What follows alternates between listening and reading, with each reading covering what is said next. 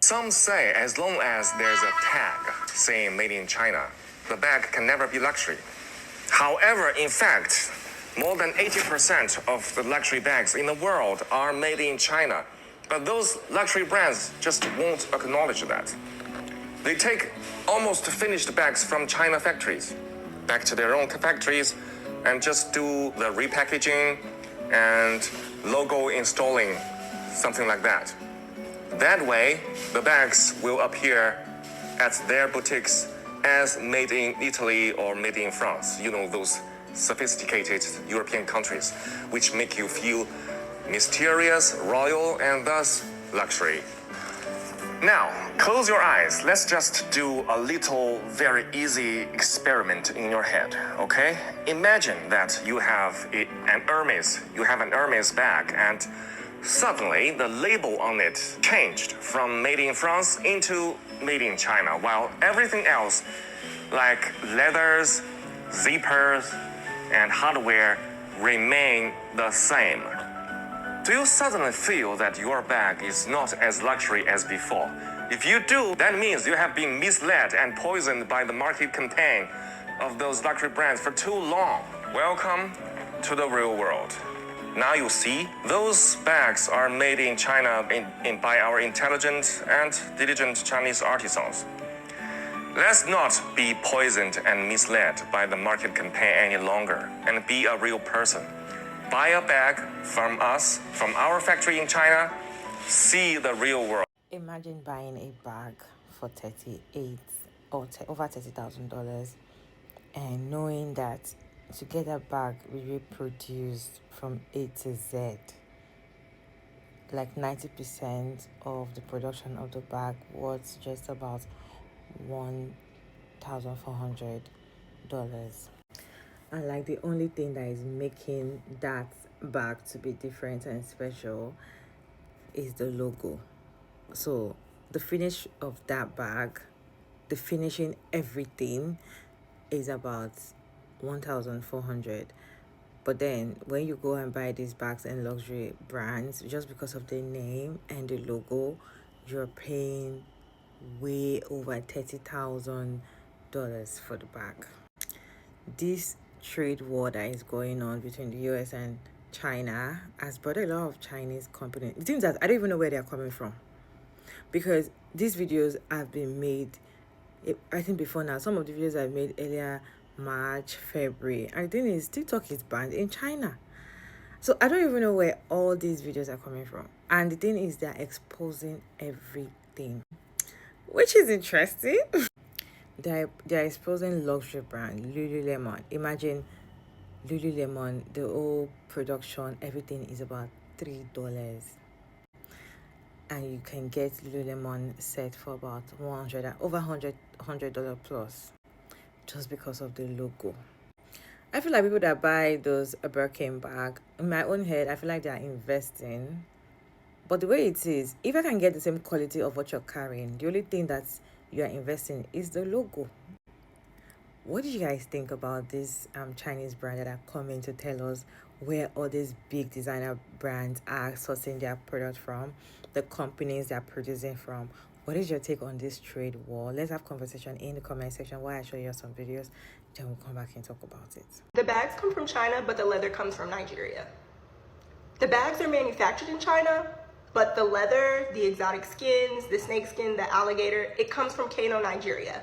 Come on in, let's talk about it. Yes, because I love that the Chinese manufacturers are coming on here and asserting that they are producing these luxury bags and luxury goods, but also Black people have a hand in that manufacturing by way of tanneries in Kano, Nigeria. So a tannery is an institution, a business in which you are converting animal products like skins, leather, suede, alligator skins, snake skins, all kinds of exotic skins into textiles so that they can be used for goods, clothing, bags. And Kano, Nigeria is world headquarters for this practice. And they have long since been headquarters for hundreds of years. So I interviewed during the pandemic a man named Winston, and he leads a business out of Kano, Nigeria called Winston Leathers. And they are actually a third generation tannery.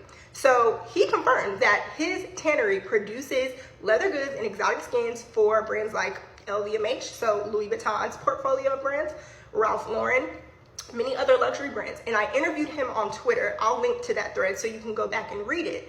But yeah, he shared that this practice of providing exotic skins to the world, but specifically to China, goes back to the Silk Road, when traders in Mali were providing leather goods up through Morocco and on into Asia. Moroccan leather is known for its quality, and Winston actually shared that Moroccan leather can be traced back to Kano, Nigeria, and it's actually Kano leather.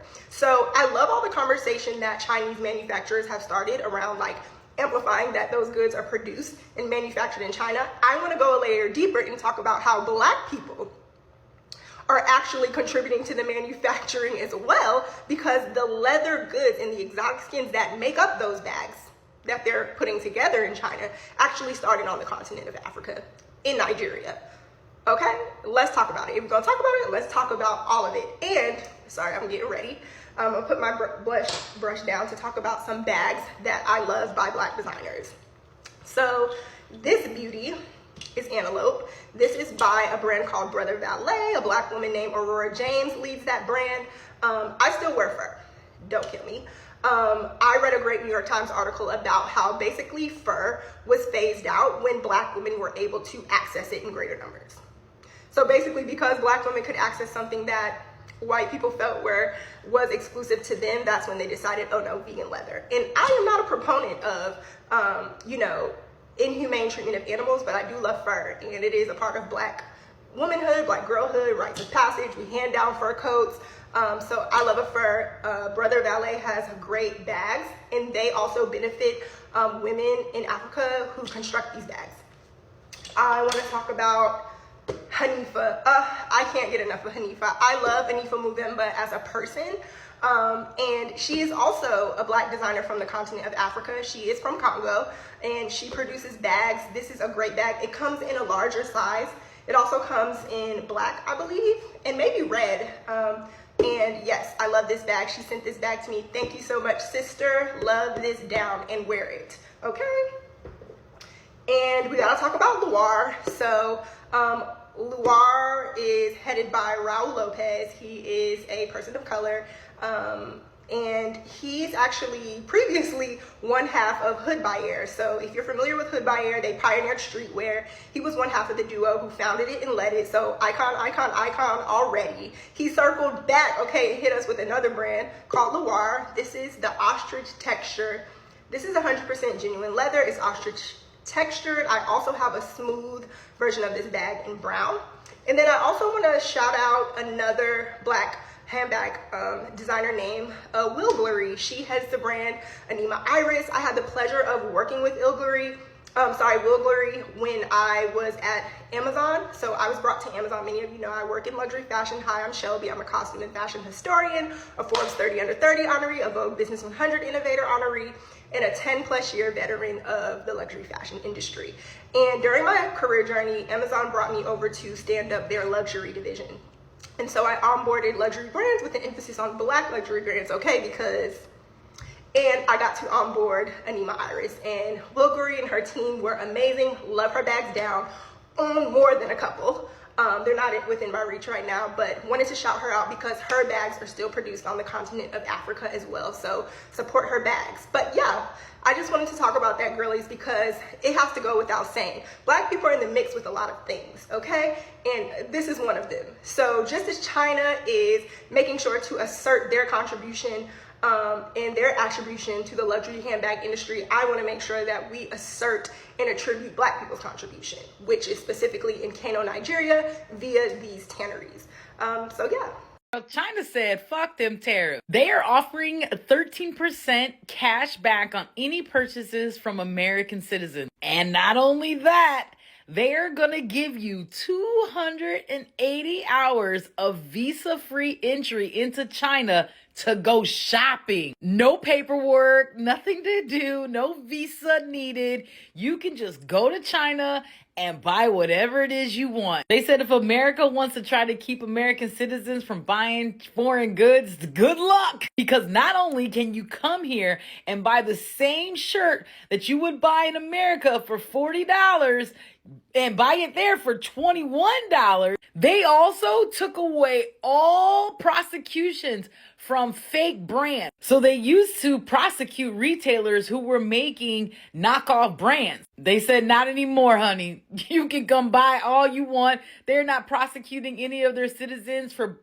making knockoff brands like Nike, Versace, Gucci, none of that shit. And now they're going to give you 280 hours travel free to come on over there and buy whatever it is you want with a 13% instant cash rebate. I think y'all fucked around with the wrong one, man. I can't even hold you. And China will lose the US market, which, as I've said, is 15%. We don't care. We don't care. I love this man and his clapbacks towards the idea that China desperately needs America. He is so based, and all of his responses are mwah. And he's right. This idea that America has that everybody needs them and we can't survive without them is just so narcissistic. You love to see it. You love to see based China clapping back. I'm here for it. I cannot tell you how much I am enjoying all of this back and forth discourse on TikTok regarding luxury goods and where they're actually made. I've been screaming this forever. Even if I was a billionaire, do not believe that I would spend the money on luxury goods. And I'll tell you why. I've known this about China and how they produce a majority of the luxury goods for years. I worked for a major fashion women's retailer. I worked at their headquarters for 22 years. Most all of our products were made overseas in China. I had lots of dealings with different vendors, and this is the way business is done. China is cheap labor. If you think your luxury goods are any different, they're just not. You have been brainwashed. This is why I really have to hold my tongue sometimes when I see people come on and bash the Yellow App girlies that are, putting their links, like myself. Like I purchase from the Yellow App quite often. And the reason I purchase is because I know from years of experience, I know that the handbag quality, that the quality of the leather, that the quality is the same. Now, are there some bad ones? Yes, absolutely. Do you have to be discerning and do your homework and do your research and purchase from reputable sellers? Yes. But don't ever come for the Yellow App girlies, because we know, and we've been knowing this secret for a very long time. There is no need, there is no sense in spending and soaking thousands of dollars. And I see some of these young girls that are taking entire savings, or they're going through Afterpay and doing these huge payments on bags that cost thousands of dollars that are no better quality than the ones you can get direct from China. Don't be fooled by these luxury corporations. If you want to spend thousands of dollars on something, go put it into yourself, put it into your body, put it into a trip. Take a cruise, go somewhere, go to Italy. Do the things that really are worth the money, because I can tell you right now, those designer bags are not it, girls. They're not it. You would be shocked. Come to find out that France imposed a law where they say that you can be fined up to £30,000 if you bring a counterfeit designer item in their country. So if you wear a fake Louis bag, Gucci and Prada bag into their country, then you can be fined. But you niggas were the ones that were selling the fake bags in the first place. Everybody ate. Now me, like a dickhead, all the shit I buy is authentic or what they considered authentic goods. They're from like resellables or the store or like online platforms and stuff like that. I don't shop on the gate. But bitch, you think I'm not going to start shopping on the gate now? I'm going to start shopping on the gate now. And when you niggas are ready to find me, I'm just going to call my Chinese friends to tell you and let you know why you shouldn't find me, you thieving motherfuckers. Good night. Listen, there are a lot of brands that have been exposed now. I just feel like the way flights will be flying to China, the way airplanes will be flying to China now. Hey, because China's... See, the thing is, when it comes to made in China products, even here in Africa, in Nigeria that I'm in, when you wear something that is fake, instead of them to tell you, oh, this thing is not real, this thing is counterfeit, they just say, oh, yeah, we're in China thing, it's China, it's from China. Like they have this stereotype of whatever comes from China is fake. You will see, probably want to get something to replace, maybe your car broke down and you want to get a part, you know, and they tell you, oh no, this one is from Germany, this one is from China. So if you know that you're getting the one from China, you know that's whatever you're going to put in your car is going to knock it. Or you're getting something to probably want to fix your AC, you want to fix something, and the product, and they tell you, oh no, this one is China product. Wow, this one is from the US. This one is from Italy. This one is from Germany. This one is from this. You will see that the ones from Germany like is way expensive than the ones from China. Now, seeing all these videos is like everything is produced in China. Everything is produced in China. So which one is the one from Germany? This one is the one from Italy. Which one is the one from China? They literally produce everything, like almost everything. They might not finish everything right there, but they do most of the production there. Even when it gets to phone as well, probably your phone is acting up, you get a bad phone or something is in your phone, you will hear, oh, you got your phone from China. Or is it just me? Because this is that is how it is here. If you are using something that looks fake, that looks from China, the way they make it look like whatever comes from China is bad. As cars as well, when you see different cars and you see a car that is, so sometimes, like for a long time now, I've been seeing fine cars from China. Like I'll just say very nice car. Like, this car is nice. What's the name? I'll just say something that looks like Chinese name and I'll be like, it's from China. And they'll be like, oh, it's from China. Like they just assume that whatever comes from China is going to spoil, and they will discourage you from buying or being interested in cars like that, because they'll tell you, if you want to get cars like this, just know that it's going to spoil immediately. But my own is that if these people are the ones that are producing the things that we are thinking is luxury, definitely what you're saying from China is not really. Probably you are getting the cheapest of the cheapest, lowest quality. I saw a video of a lady saying that some of the time people go to China to get the cheapest, like the $1 products, and they come and start selling it for about $50, and they will tell you it's from China, that is why it's low quality. Whereas the one that is high quality can be around like $12, or let's just say even $50, right? They won't get that one because that is going to promote Chinese business. You see this trade war now made it, like, the thing is that this thing we know already, but we are knowing more. DHgate, that's Yellow app, I've been on inside my For You page. Almost everybody talks about DHgate, the Yellow app, how to order from the Yellow app, how to do this. You see designer brands, for those that like wearing designer brands, they look exactly the same. And the thing about the Yellow app is that you're not going to get everything you're getting on the app is not all quality. You might go and meet a vendor that sells low quality to you. So when it comes to also those quality products of luxury brand and all of that, you see someone that sells the low quality. You see some people that sell as the same quality. The only difference is the price. There are a lot of videos circulating and they are mentioning brand name. You guys, they even went to beauty, skincare, makeup, big brands. At the end of the day, I just feel like when it comes to all these companies, most of them are selling their name. Like, oh, I got this from Hermes, I got this from this, I got this from Louis Vuitton. Like, they feel like they're selling their brand, not just the quality. And the thing is, I feel like you can still get that same quality, but you will not get that logo. So what you're buying is the logo. So is spending over $30,000 for a logo worth it?